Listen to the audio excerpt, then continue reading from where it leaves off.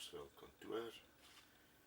Dit is 'n oggend, maandagoggend, 'n lekker vars oggend hier buite. Ek het gistermiddag laat hier by die Voetepad Kloof kom opslaan en ek gaan nou so ongeveer 30 dae hier uit die karavaan werk. Noem mense dit werk en kamp, of noem jy dit kamp en werk? Dit is jou besluit. As jy ooit gewonder het of jy regtig kan kamp en werk, dan is hierdie kanaal definitief vir jou. Ek doen dit nou al die laaste 3 jaar baie suksesvol, on en af, ten minste 3 of 4 keer 'n jaar, op verskeie plekke al gestaan ensovoorts. So in die laaste 3 jaar het ek nou al baie geleer van hoe hanteer jy veiligheid in terme van jou toerusting. Hoe connect jy aan die internet? Wat is die beste plekke en die beste diensverskaffers wat in my persoonlike opinie gewerk het en nog steeds doen? Hoe bly 'n mens georganiseerd?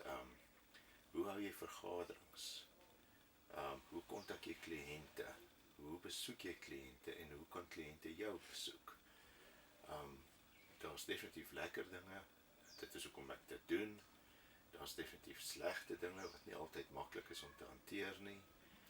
Jy is maar in 'n kampterrein ensovoort, so daar is 'n paar uitdagings. En natuurlik die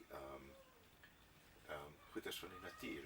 Hoe hanteer jy sekere natuurgoeders wat gebeur, bobbejaantjies en goed wat na jou tent toe kom en goeie skade kan aanrig. Hoe hanteer jy dit?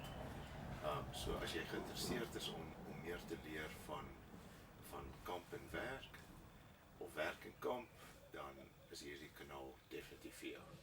Maar ja, ons kan ook nie net deeltyd werk nie.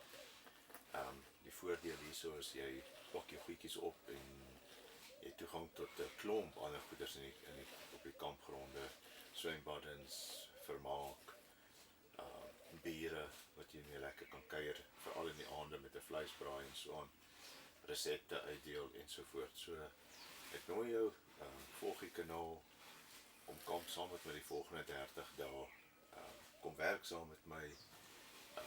As jy meer info wil hê, kontak my gerus. Dit is werklik 'n voorreg om so te kan kamp en werk. Sien julle môre oggend.